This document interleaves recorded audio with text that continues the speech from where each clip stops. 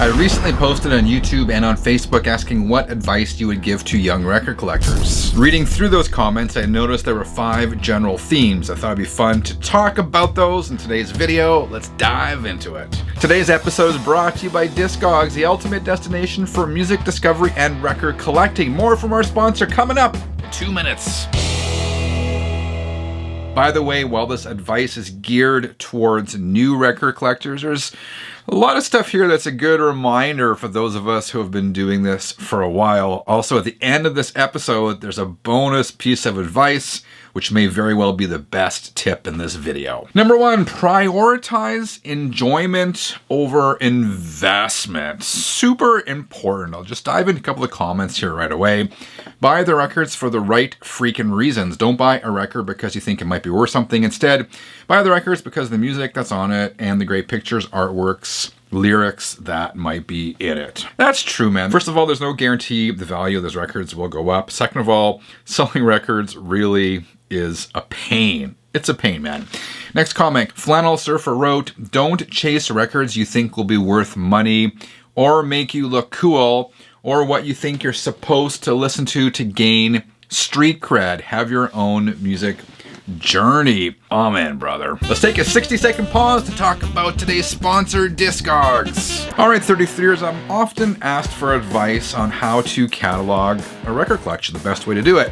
And I'm honest, I say I use a spreadsheet, but if I could do it all over again, I would use Discogs. Discogs is way easier and way more convenient. You just open the app, scan the barcode on your record, and the album is instantly added to your collection.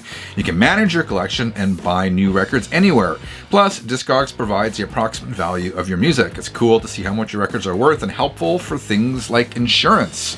You can also share your collection and connect with a world of record collectors who share your passion for vinyl. 33ers, my New Year's resolution is to move my record collection over to Discogs one album at a time. Head over to Discogs.com or grab the app and join me. Start cataloging your collection today and discover a whole new way to connect with your music. Now back to the show.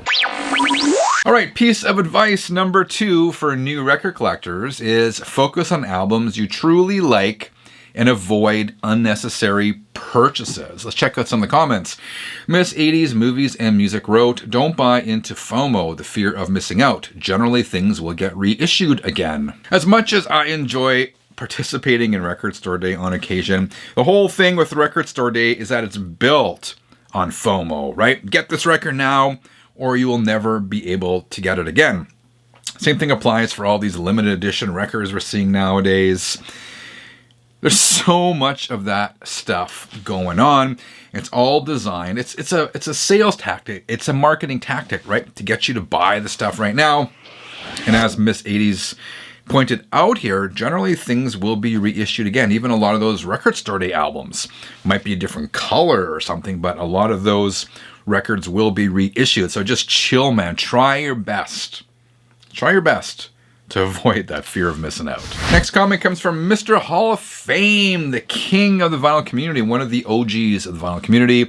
Mr. Hall of Fame, or Brandon, wrote, when you start getting into vinyl, you are bound to start watching YouTube videos, Instagram, etc. And there will be 1,000 people telling you 10,000 things to do and not to do. Try your best to just pay attention to yourself as you are looking at records. What makes you smile? What makes you feel like I really, really, really want that? Just let yourself have fun with it. That's super important, man.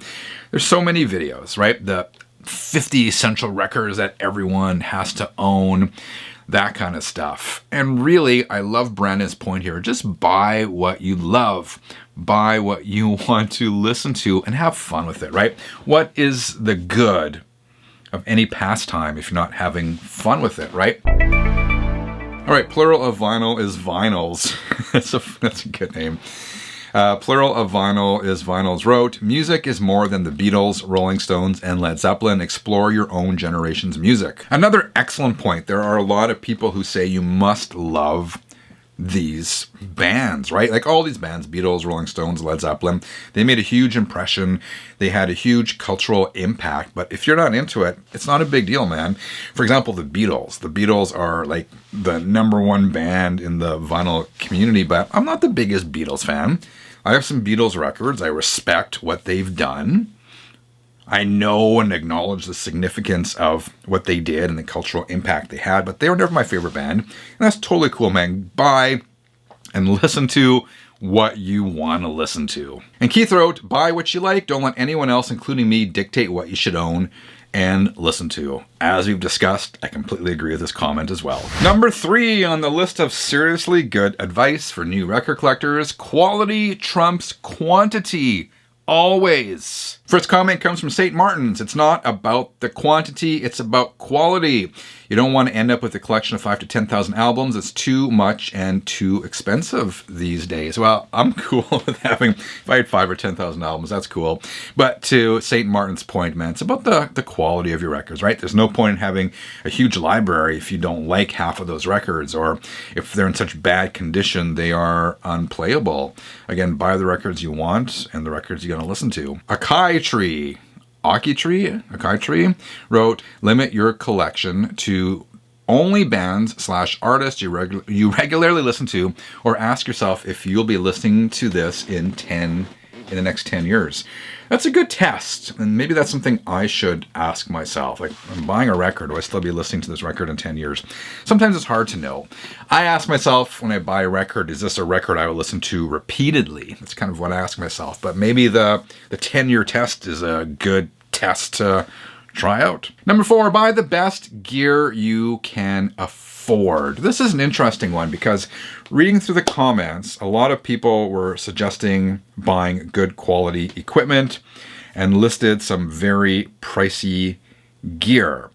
And I remember being a kid, and some of that pricey gear, though it sounds excellent, was really out of reach.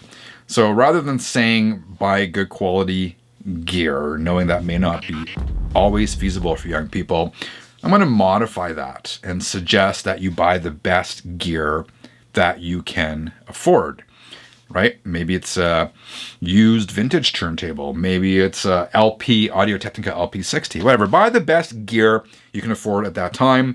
Use it and upgrade over time. That's my advice anyway. Let's dive into the comments. Carl wrote, don't buy into the hype of having the best sounding system. Start with what you can afford. I totally agree with that. A 14-year-old is not necessarily going to afford a Riga or a Project turntable. Buy the best that you can afford. Doug wrote, unless you have high-end ears, having a high-end stereo system to properly listen to records is unnecessary. So while I am an advocate for buying the best you can afford, if you can afford a high-quality system, why not? But again, that is not necessarily for everyone. Number 5, care for your stuff. This is the same advice your mother gave you with your clothes. I remember my mom would always say, don't leave your clothes on the floor, properly fold your clothes and hang them up. And it's so important with everything you own. Anything and everything you own, right? Care for your stuff. It'll last longer, and that applies to your music and your gear as well.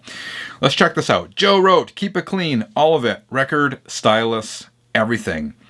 And that's an excellent point, because a clean stylus and a clean record is going to sound a million times better. Keep it clean, man. It goes a long way, and you will be happy you did. Next comment, treat your equipment and records with extra care, as they will last much longer. Yes, absolutely agree with that. And Jennifer wrote, keep your vinyl clean and replace old record sleeves. Protect your investment. So you can see a common theme going on here, right? Keep your records clean. Keep your stylus clean. You buy record sleeves, inner sleeves, outer sleeves, if you can. All that stuff is going to protect your investment. And as I said at the beginning, I have a couple pieces of bonus advice here. And these last 2 pieces, I didn't categorize them, but this might be the best advice on this entire list. David Turner wrote, have fun. It's a journey, and there is no wrong way. No better words could be said, man. We've talked about it. It should be fun. If it's not fun, it's not worth pursuing, and there is no wrong way to do it, right? It's a journey. Discover what you like and do it your own way. And finally, Gilly Beck wrote, also, don't listen to other people's advice. Amen, brother. All right, 33ers, what good advice would you give to new record collectors? Let me know in the comments below. Thank you for watching. I will be back soon. Until then, keep on spinning.